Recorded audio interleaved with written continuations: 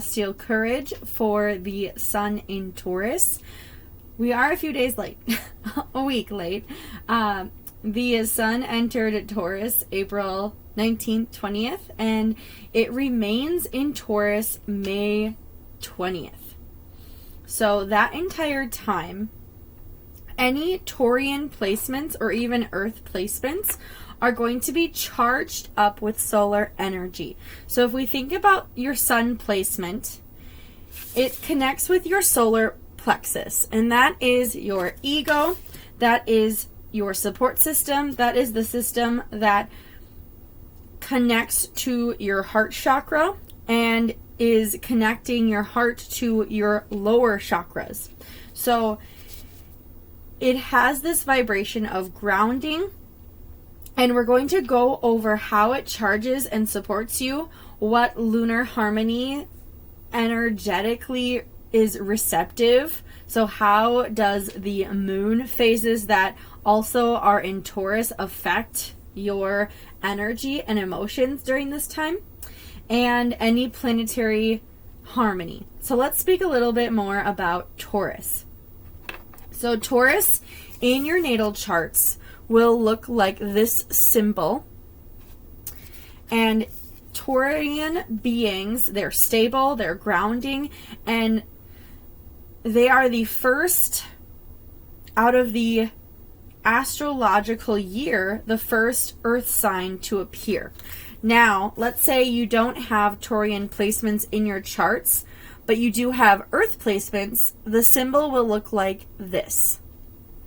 So here's two representations of the earth symbol, and that is Virgo and Capricorn. So the three earth symbols in astrology for the zodiac placements are Taurus, Virgo, and Capricorn. And they are all grounding energies. They're all of the earth symbol, and they endure physical frequencies. Now,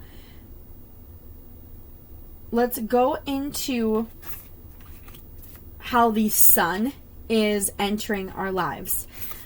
Right away, I received the death card, and what I actually appreciate, it's showing the death of a star, and it's showing a supernova energy.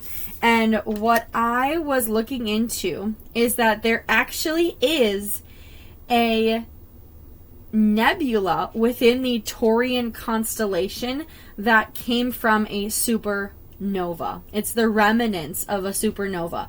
The Crab Nebula was found within the constellation, and it's a result of a supernova exploding. It's the star is called SN 1054.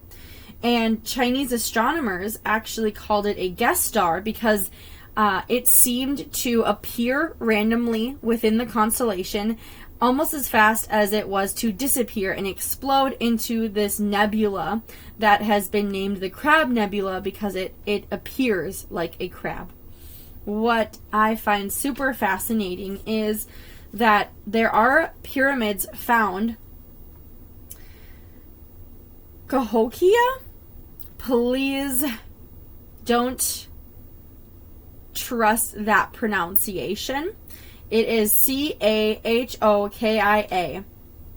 But there is a belief that those pyramids were built in response to that supernova exploding because it aligns perfectly with the Crab Nebula. Just as the Orion system aligns with the Great Pyramids, these pyramids align with the Crab Nebula. So there is a sense of an explosion in our life occurring to transition, to create something physical, something new, just like how those pyramids were created because of that explosion. And it being called a Crab Nebula, a crab, it makes me think of Cancer. It makes me think of the emotions. So I feel as though there is a sense of grounding emotions. I'm also smiling because I just today released a star being channeled meditation that is called grounding emotions, on being cosmic chaos. If that is what you're into, go check it out.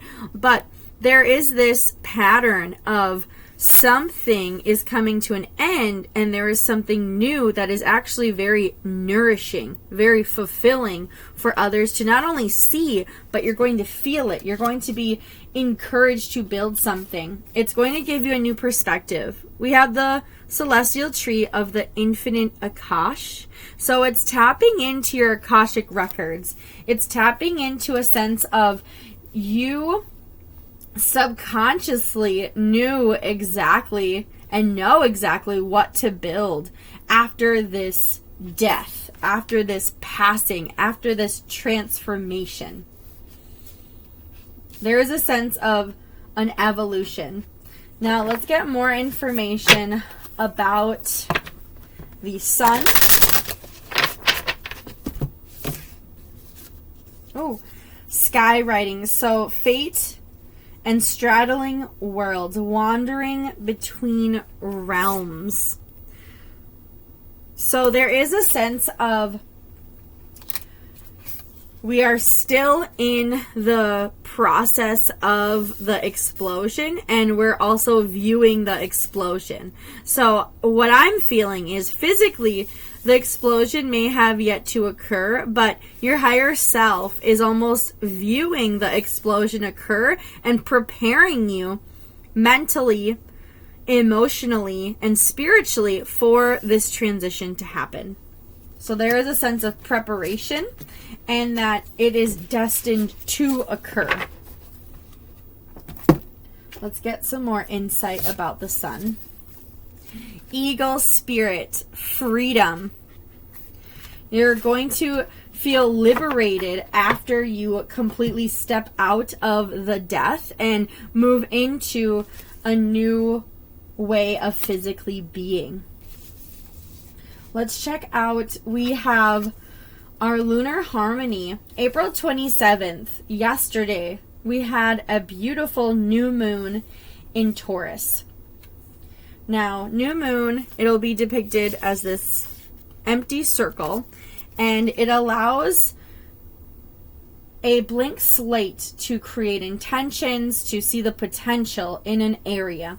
And they're really showing a potential of evolution, a potential of growth, a potential of ascension. But it's also showing we needed that passing, we needed that death per se to transition into the evolution. I'm getting daffodil fairy, which I've been seeing fairies, well, of course fairies, but daffodils everywhere opening up physically around me. But new beginnings are entering your life at this time. Again, with the yellow flowers, getting that solar plexus, we're really being physically charged for physical new beginnings.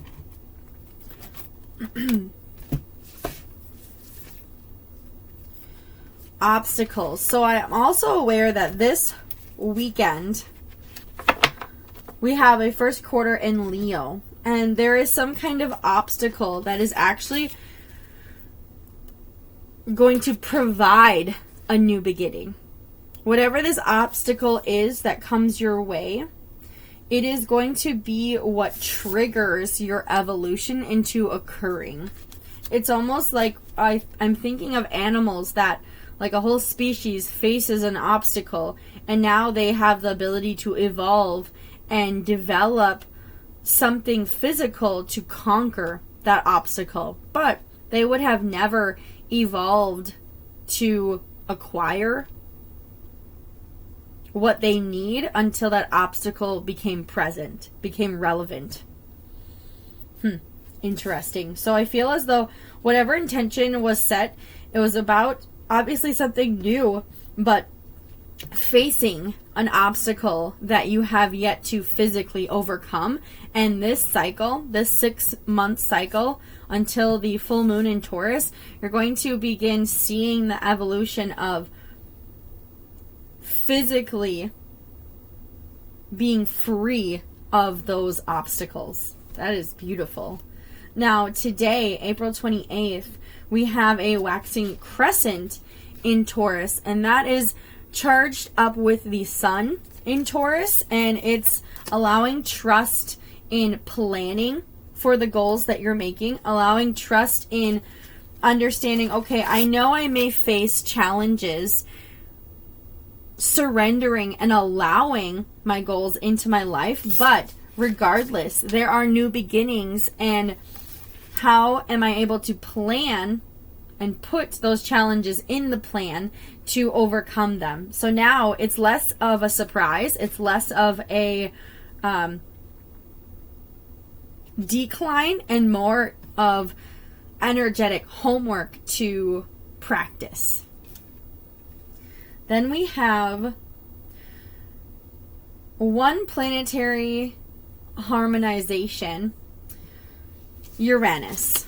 So Uranus, this beautiful blue planet, it is a generational planet, and it's part of your third eye chakras. So if you have your Cosmic Chakra Guidebook, you'll know that I separate the third eye into two chakra systems where there is a masculine and feminine, and that is because we have a pituitary gland and a pineal gland, and they work in harmony together for your nervous system, and they work with your awakening, your third eye. So this one just as the pineal perspective, but I also know that pituitary gland is required, and there is a masculine aspect of awakening. There is an aspect that is coming through and has been coming through since May 15th, 2018.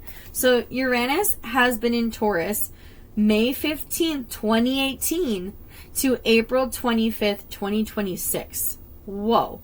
So it has been in this placement for quite some time, and we notice since 2018 there have been a surge of awakenings, of people communicating with other beings, and that's using your masculine aspect of your natural abilities. That's using your radio station to channel in to other people's radio station and to communicate with one another.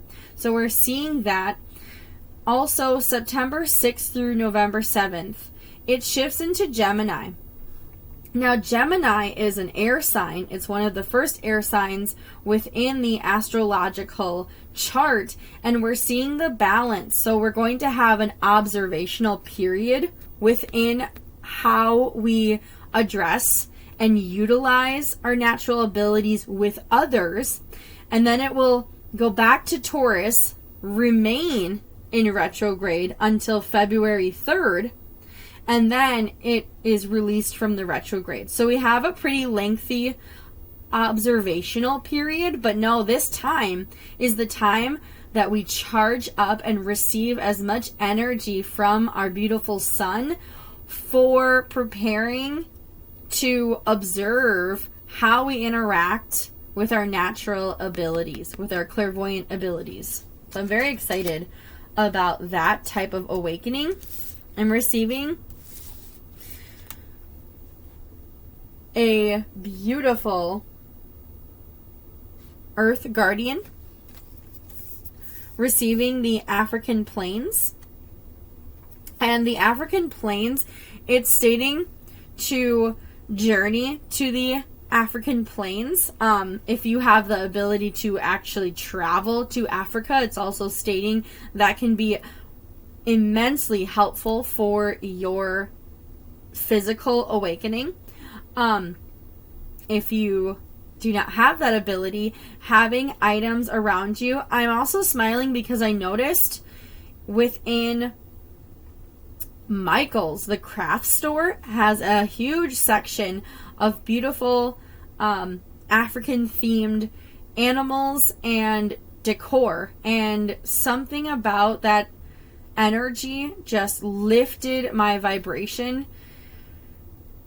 So understanding there are specific parts of our planet that are being activated at this time, and it's showing and bringing the awareness of how are you receiving your natural abilities and how are you releasing? Where is the balance of you receiving vibration towards you releasing vibration? How often do you strengthen your natural abilities to the point where you have the ability to utilize them with other naturally intuitive and clairvoyant beings. Because that's going to lead us to the 7 of coins, or the 7 of pentacles. And that's leading us to a spot where we have been balancing constantly. Now we're going to see the growth within our seeds. We're going to see the growth within the physical actions we've been putting to. Now, it is warning us of spiritual narcolepsy. It's saying do not fall asleep on your dreams. There are angelic beings reaching out to you at this time and attempting to show you balance, because this is such a physical time and we have a very spiritual third eye chakra that is experiencing grounding those visions. Blue Bell Fairy is coming in to make sure we are grateful for our physical life. So you don't fall asleep and place your ego on autopilot where it's missing out. I'm getting the movie Click, where he fast forwards through so many experiences that his ego is just on autopilot the entire time and actually misses out on a lot of his life. And it's saying don't do that. Just because what you have placed energy towards isn't here yet, but it is growing, don't shut off. You're going to want to see this grow, because it's going to give you a sense of gratitude that protects your energy. Because also Taurus has to do with the second house, our finances, our values, our physical possessions.